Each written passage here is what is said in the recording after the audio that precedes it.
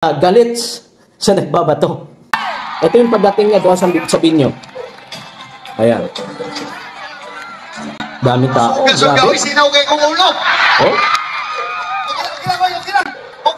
Okay lang kung masikahan na para makita na. Usmo na ako, mayong gabi kaya ito tanan. Ngayong gabi, magandang gabi sa ating lahat. Ito, abangan nyo mga kabayan dahil talagang meron sa ditong mga matinik na banat dito sa kasalukuyang administrasyon. Kadaghan ba ninyong naadiri karon? Kadaghan, kadami. Panguntahan na ako, anong naabot dire? Magtatanong ako bakit nandito kayo. Kabalo ko, tanan kita karon nagsubo. Lahat tayo nasaktan. Isa ba ko nung nalipay? Sino ba yung nasayahan? Gidala si Tatay Digong dito sa daig. Nadinala si former President Duterte sa Siguro dahil. si Marcos na. Si Marcos lang. Siguro si Speaker na. Sila rin Linawin natin mga kababayan kasi gaya ng aking sinabi, although marami din naman po ang nakakaintindi ng Bisaya, pero marami din naman po ang hindi talaga nakakaintindi. Lalo-lalo na yung lumaki doon sa NCR, lalo-lalo na yung mga pure Tagalog, malabo yan, hindi nakakaintindi mga Bisaya, marami dyan na hindi talaga nakakaintindi ng Bisaya. Ngayon, ang sinabi niya po dito sa video na ito, nung unang part po, sinabi niya, kung mayroon man di umanong nasayahan, baka si Marcos yon o di kaya, baka si Speaker yon. Kaya po natandaan po ninyo yung ginawa ni Amy Marcos na pag-imbestiga doon sa Senado. Naku mga kababayan, huwag na siya magtangat-tangahan dahil alam niya talaga ang pinakapunot dulo at kung sino ba talaga ang nagbigay hudyat na si former President Rodrigo Duterte ay dalhin doon sa The Hague sa ICC. No? Dami pang paikot-ikot. Alam niya na yan. Alam niya na yung kapatid niya naman talaga hindi kikilos ang sino man kung walang hudyat ng Pangulo. Okay, kaya Amy Marcos, malapit ng butuhan. Although pumapanig ka ngayon sa side ng mga Duterte, pero malabo mukhang kulang ang iyong ginagawa upang patunayan na ikaw talaga ay pumapanig sa mga Duterte. Kita na nag-on! Busa! Ako naghangyo kaninyo na dapat magkahiusa ta. Sinabi na kita ang mga taga-Mindanao, we should not be treated as second-class citizens of this country. Kung sila Pilipino, kita Pilipino po. Anong gusto man nila na sila nga permente maghupot sa atong panggobyerno? Anong gusto man nila sila na permente amuguni sa atong gobyerno? Kita taga-Mindanao, wala ba tayong karapatan? Galit na si Bato. Pasig dilitan na gusto. Dami tao. Tungod kay balo sila na taga-Mindanao, puro mga yung tao. Agree. Hindi, totoo yan. Ako, naniniwala ako dyan. Pag yung mga Bisaya talaga, ako naniniwala, yan yung aking daladala na aking dangal na talagang mapapatunayan ko sa inyo na yung mga Bisaya talaga mga mababait yan.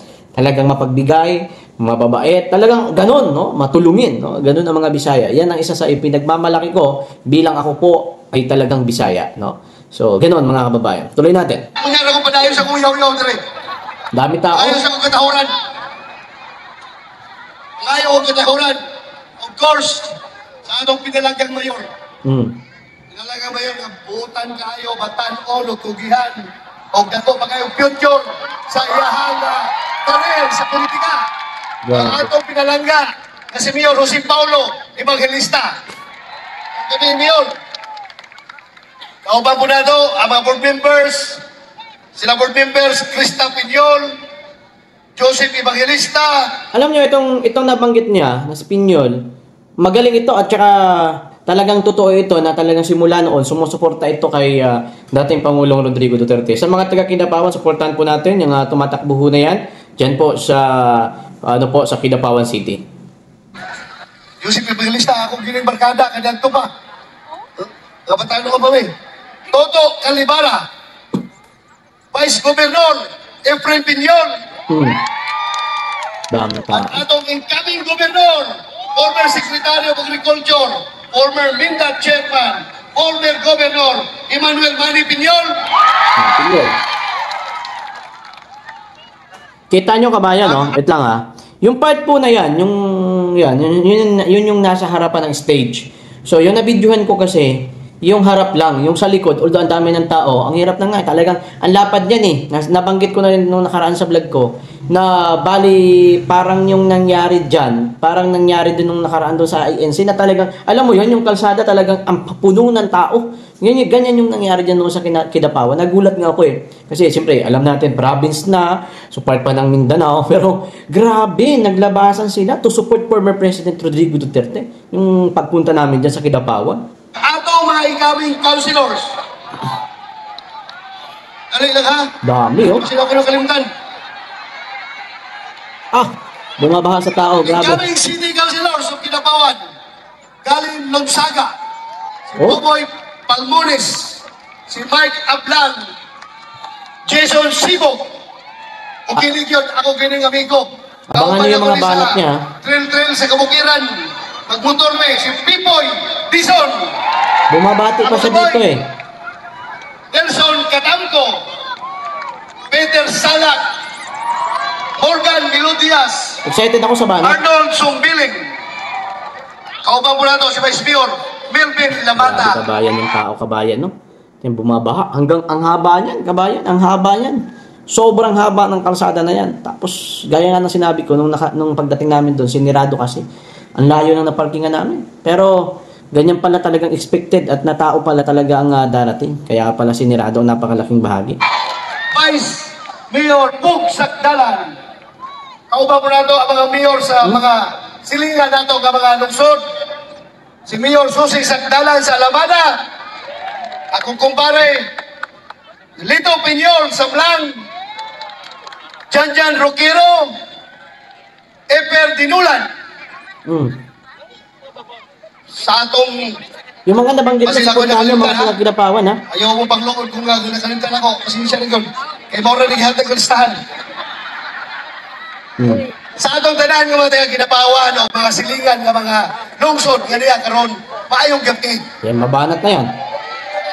Ako gikan ko nangampanya dito sa Visayas. Pero pagtawag ni Pipoy Dison, ingon siya ka sir, kung makaanhi ba daw ka, ingon si Mayor, mali ka Kidapawan, kay doon na tayo prayer rally para sa kang Tatay Digong. Di ba? Yung kumanda ko boy. Para kay Tatay Digong. Maligkamot yung kumanda. Ngano? Kaya kini Kidapawan, importante kayo sa kong kasing-kasing. Dili lang na tawag kaya daghan guwapa din eh. Kung dili gipanganak ang akong inahan. Ang akong inahan, dili gipanganak sa Barangay Matio. So, hindi ka Barangay Matio din eh. Dili gipanganak ang akong inahan. Usay ko boy, buhanda ko. Kumod kay importante na lugar para kanako.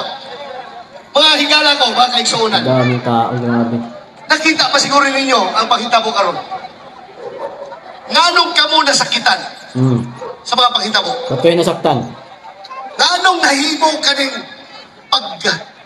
pagdaog-daog nila sa atong Pangulong Duterte na nahimo mo personal na kayo sa tuwa? Ano? Tungod kitang tanan ng mga Pilipino nagamahal sa atong Pangulong Duterte, sa atong Tatay Digong, di ba? Alam nyo, sa dami ko nang pinuntahan na event, no? Pagtitipon. Although, yung sa Davao City, talagang napakarami din nun. Pero grabe pala talaga ang Mindanao, no? Talagang hindi ito makukuha ni Bongbong Marcos kahit anong gawin niya. Ang Mindanao, sorry Duterte talaga, mga kababayan. Tuloy natin. Kung makita natin kung yung sa nila, paglapastangan yung sa nila, pagbalik ang mga balaod, pagbalik ang mga proseso, yung sa nila pagyatak-yatak sa atong konstitusyon. Galit na. Para lang matuman ang ilang gusto na mairis ang mga Duterte No, hindi mangyayari. sa politika sa Pilipinas. Grabe na kayo, di ba? Ganon. Pagkahuman nilang dala kang Tatay Digong dito Ayan. sa dahig. Kaya malumog ko sa isunod lang buhaton. Ilan na pong tanggalon, ilang tantangon sa pwesto pagka vice presidente si Inday Sara. Yun. Diba? Wait lang. Yun ang mga kababayan. Actually, nakaplano talaga kung titingnan po natin ang proseso. No? Totoo yan. Kaya even sinabi na nga ni Senador Bato de la Rosa, siya ang nagsabi mismo si Senador Bato de la Rosa, na yun ang plano. Pagkatapos nila dalhin sa The Hague, sa ICC, si former President Rodrigo Duterte, tatanggalin na naman nila si Vice President Sara Duterte. Pansin po ninyo mga kababayan. Ako, ito, sariling pag-a-analyze ko itong sasabihin ko.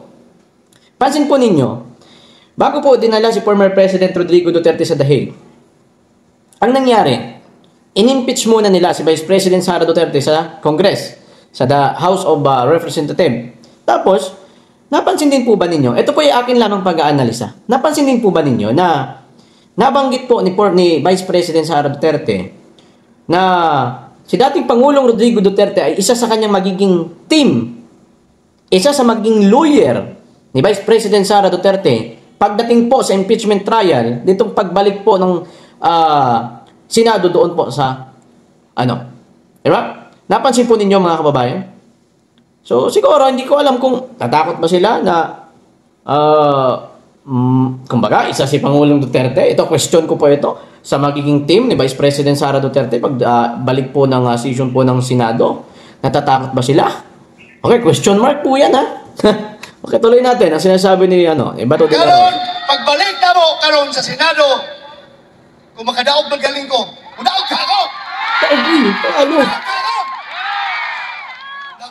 Mga panja pa ako ninyo! Mga panja pa ko! Sugod, dahil mo nga na senador kagigas Mindanao! Hindi kita mo sugod! Kaya kung wak na senador kagigas sa Mindanao, sa mutang dogdoogon ng mga tawhana na, dimungtog na! Dimungtog? Busa! Maning ka mo ta! Si Inday Sara na po, ang next target nila. Oo, di ba? Kami, gina-target nila. Ako, si Senator Bongo, o katanan nga mga kandidato sa Pinipilaban, nanikamot ko na sila nga di makalusot kay para hapsay kayo ang ilang pagtanggal ng Inday Sara sa pagka-vice presidente. Gusto ka mo? Oh. Busa ako ni Kahangyo kaninyo. Hindi, kinasingkasin ni Kahangyo. Isip mga silingan na mo. Kaya ako taga-Dabausol naman ko. Yan naman ko Digo, Santa Cruz. Ang yun ako ninyo masilingan. Unta, magkahiusa ta. Suportahan na ito ang line-up sa Pinipilaban. Both state Pinipilaban! Kaya nga no, kinahanglan lang nila o 16 kaputo para matanggal si Inday Sara sa pagka-vice presidente. Anong sinabi niya mga kababayan? Linawin natin dahil mahalaga ito. Sinabi po sa mga hindi po nakakaintindi ng Bisaya, sinabi po ni Senador Bato na kailangan lamang po nila ng 16, at least 16 lang po na senador na bumoto pabor sa impeachment laban kay Vice President Sara Duterte ay tanggal na po. Disqualify na din siya humawak sa anumang posisyon sa gobyerno. Si ating Vice President Sara Duterte. Kayo mga kababayan ko, papayag ba kayo? Diba? Kasi ang impeachment kasi numbers game yan eh. So kung hindi umabot ng 8 hanggang 10 yung ating mapapanalong senador, wala na, matatanggal yan si Vice President Sara Duterte. Kaya nga po kayo, mga kababayan, ang aking pakiusap at ang pakiusap ng mga ni BP Sara, ni former President, both straight po tayo. Isipin muna natin yung kaligtasan ng ating future president, kaligtasan sa paghawak ng posisyon. Kasi nga alam naman natin na si Vice President Sara Duterte lang talaga ang talagang inaasam-asam ng tao. Parang yan maladigong yan eh. No? So kung hindi makakatakbo si VP Sara sa 2028, anong mangyayari sa future natin? Anong mangyayari dun sa mga bagong henerasyon? Diba? Kung kaalyado pa din ni Marcos ang mananalo, kasi pansin po ninyo, ang tanong ko sa inyo, saan ba mas naging okay yung pamumuhay ninyo? Saan ba mas walang kaba kaya kapag kayo'y maglakad sa gabi? Diba? Sa ang administrasyon. Okay? Kung sa tingin ninyo sa administrasyon ni Bongbong, hindi boto nyo sila. Pero itong katotohanan na sasabihin ko sa inyo. Sa panahon ngayon mga kababayan, sa totoo lang, nakakatakot talaga. Totoo yan. Nakita nyo naman yung Facebook, may mga gumagamit ng pinagbabawal na pulburon. Diba? Nagla-live pa, ina-upload pa sa Facebook. Walang katakot-takot.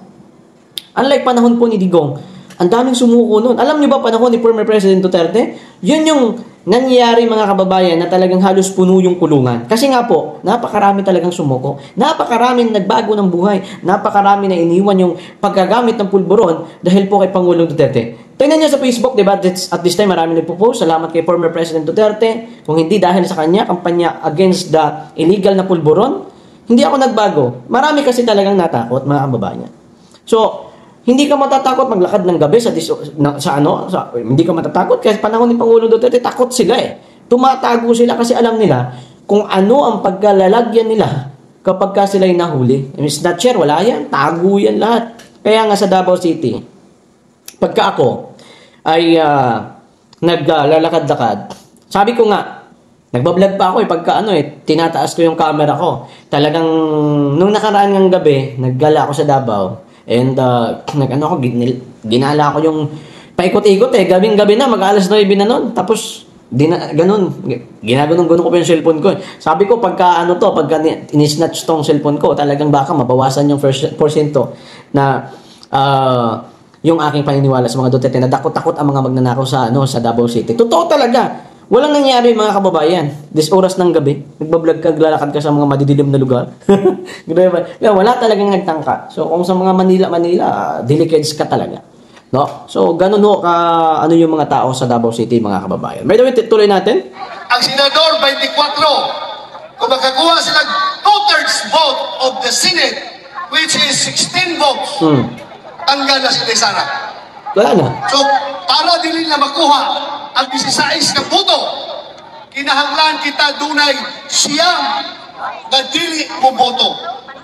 So, sa pagkakaroon, kung makalusot man uganay si Senator Bongo, ako, ang isa pang kauban na to dyan, si Binoy, Senator Robin Padilla, tuluray taon mi. So, di yun may makakuhag siyam. Pero kung kining gendorso ni Tatay Digong, kaduhog ba siguro mo, bisag na priso na siya. Ang iyag yung concern, tabangi in tao na nga kung line up sa PDP laban, o iyang gipaabot ka na to, di ba? Totoo yan. Totoo yan. Kasi kahit nga po nakulong na si dating Pangulong Duterte, nasa dahig na siya at this time, alam mo yung iniisip niya hanggang sa nandun na siya tulungan po natin ang PDP straight. PDP laban candidates mga kababayan. Dahil yung boto nyo po dito sa pila ito, 10, no? Kasi +2 Ang dalawa kasi, si Ariel Quirobin, endorsed by Pangulong Duterte, si Honasan, and si Camille Villar naman, in-endorse ni Vice President, at saka si Amy. Pero si Amy, hindi ko alam, malabo manalo yan si Amy. So, ngayon mga kababayan, hanggang sa akin, kahit nandun na siya, iniisip niya pa rin tayo. Tulungan natin. Kasi 2016, geto kasi yan Si Pangulong Duterte, ayaw talaga tumakbo noong 2016. Binalikan ko kasi yan Binalikan ko yung history niyan. Kasi nga, na-curious din ako kung ano talaga. Kasi 2016, wala pa ako pakialam sa politics that time So, binalikan ko. That time pala, wala siya talagang kung ayaw niya tumakbo. Kasi nga, alam niya din na talagang, sabi nga ni former President Duterte, pagkatapos ng aking pagkapangulo, ikukulong niyo din naman, lang din ako ba't ako tatakbo? So, ganun. Ibig sabihin pala mga kababayan, nung tinignan ko yung mga dating video, yung mga dating pahayag niya, ayaw niya tumakbo, 2016. Ang naging lang nun, kung bakit siya tumakbo, kasi nga, libo-libo, milyon-milyon mga Pilipino, yun yung may gusto na tumakbo siya. Diba? Kasi alam po ng mga Pilipino, alam po ng karamihan sa atin na pag tumakbo si Pangulong Duterte, malaki ang mababago sa Pilipinas Malaki ang ikakaunlad ng Pilipinas, ang iunlad ng Pilipinas. Sipin nyo, nagkaroon ng pandemya, pero ang build, tuloy-tuloy, mga kababayan. So, totoo naman, tinupad ni Pangulong Duterte dahil kagustuhan ng tao, ang siya po ay tumakbo bilang Pangulo ng 2016. Ngayon, dinala siya sa dahig. Tayo ang may kagustuhan, mga tao ang may kagustuhan na siya tumakbo bilang Pangulo, tapos ngayon, tayo naman po ang tumulong para kay Pangulong Duterte. Kung mga kababayan noon po, kagustuhan po ng tao na siya tumakbo, sana po hanggang ngayon, kagustuhan natin na tayo naman po ay tumulong para po mabilis mapauwi dito po sa Pilipinas ang ating dating Pangulong Rodrigo Duterte. Okay? Kasi alam niyo po, ako nakakalungkot kasi dapat, isipin mo yun bayani siya Di ba? Kabayanihan yung ginawa niya sa bansa natin. Pero yung sukli niyan, di ba, 80 years old na si dating Pangulong Duterte. Sana, nagre-relax na lang sana yan, no? Nagpapasyal-pasyal dyan sa kung saan-saan, kasama yung mga apo niya. Pero yung sinukli sa kanya, isipin niyo po yun, no? Si Pangulong Duterte, ang binigay niya, talagang, isipin niyo, tinupad niya yung sabi niya, ipalibing niya sa libingan ng mga bayani, ang ama ni Bongbong Marcos. Pero anong sinukli ng mga Marcos kay Pangulong Duterte? Pusas, mga kababayan. Kulong. Yun yung sinukli ng mga Marcos. Galing, no? Sa totoo lang, walang utang na loob, mga kababayan. Sa totoo lang. Sa dami-dami, ilang dekada nang lumipas. Ilang dekada. na hindi napalibing sa libingan ng mga bayani si dating Pangulong Ferdinand Marcos. Pero dahil kay Pangulong Duterte naganap. Yung inaasam-asam din ng mga Marcos. Pero grabe yung sinukli nyo. Abangan nyo pag si Vice President Sara Duterte na yung Pangulo. Vice President Inday Sara, Ah. kaming napulo ka mga pinipilaban. Senator Bongo, ako, Philip Salvador, Attorney Bundok, Jimmy Bundok, si Attorney Congressman Marcolita, Philip Salvador, Attorney J.B. Hinlo, Attorney Raul Lambino, Pastor Apollo Kibuloy, o si Dr. Maritis Mata. Dr. Mata. Oy, boto niyo yan, ha? Nakabok. Napulo plus isa. Kasi hindi sa Robin Padilla, 11. Kung 11, isang pag-usaon nila, dili na matanggal sa pwesto si Inday Sara. Magkahiusa yun ta, mga kaigsunan ko. Kaya kung di ta magkahiusa, luoy kayo tayo sa Mindanao. Mga tambalos-los ng mga tao dito. Karon, kumagawas ng wala sa isisi batok kanako. Ato. Kuha naman si Presidente dito. Ilan ang ikulong. Kumagawas ng waran laban kanako. Kaysa may mumuluntin din nga itago ko ninyo sa inyong balay. Ha? Ang dami.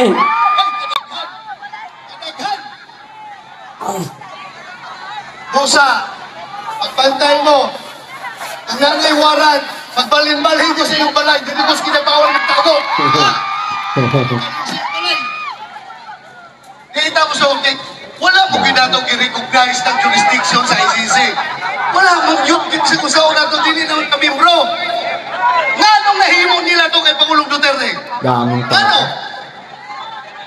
Tungkol sa ilang kahakog sa poder, sa gobyerno. Ilang ihimo kato kay President Duterte. Bisag klaro na kayo. Maingon sila, pag hearing na mo, Senate hearing. Yes, we do not recognize the jurisdiction of ICC. Hindi namin sundin yung warrant ng ICC dahil hindi namin recognize. Ito. Pero, we are bound by our treaty, by our obligations with the Interpol. Pagkat ang balos-los ng explanation, no? Bakit? Bisa pag grade 6 ka, di ka mo tuwa na explanation na. No. Wala gi-recognize ang ICC kay dili na tamping bro. Pero, ilang usa may warrant nga dala ang Interpol. Di ba gikan sa ICC? O nga mo sunod magkasagusto sa Interpol? Ilang na may pagbaliban? Ngayon ka, sorry Interpol, we cannot implement your warrant because we do not recognize the jurisdiction of ICC over the Philippines. Inana na kasimple. Pero sa gihimo nila, nag-andam pa sa dagang aeroplano para siguro ang yun nagbiyahe. Kita, kung kita mo hangyo sa Interpol, o napaw, malit ang ginapawan. Kendall Hector Grijaldo, kaya ginapawan na. Usa ka opisyal, buutan o bligdong na dili gud pwedeng ditahan. Dalawa hantod karon nakakulong gihapon. Totoo yan. Usa na mga inustisya karon sa atong nason. Ang tarong na opisyal until now, nakakulong pa din, kabayan. Hantod karon tanawa nakakulong. Ngano? Kay dili nila madala, dili na madiktahan nga isulti ni Grijaldo dito sa hearing nila sa Quadcom, urong sa kakumkom na dili na madawat na dili mo sugo si Grijaldo nga ilang diktahan nga mao ni imong isulti ha ingon nimo nga si Presidente Duterte, si Senator Bato, si Senator Bongo mo ni involved sa hatag o mga premyo kung kisay makapatay. Los! Ganun mo premyo man ko nga trabaho man sa polis na! Ilang ikulong tuod kay din lang madala ang mga ligdong nga tao mao na ilaha karong gikulong o kisay ilang gituan kadto mga dating mga drug lord protector tanawa si Kerwin Espinosa, drug lord, ila ang ituhuan, para lang yun himong testigo. Naghahapon sa daw, nagdrama-drama, nagpakusil-kusil nitong buwag. Arayin nung kuno nga, para magkakahuag buto. Tinunto. Oh, usap ni gobyerno. Drama-drama ka lang daw, Erwin. Sabi ni Senador Bato. Pare, ang ituhuan mga drug lord. Ang ibang kulong ang mga tarong na opisyal. What? Totoo yan. No? So, yun mga kababayan, ang ating video at this afternoon. So, maraming salamat. Morning, kung anong oras man ninyo mapanood dito. And, ngayon, ilang araw na lamang. Kaya tutuloy-tuloy na natin itong vlog natin hanggang sa eleksyon. Kasi, ilang araw na lamang po ay eleksyon na.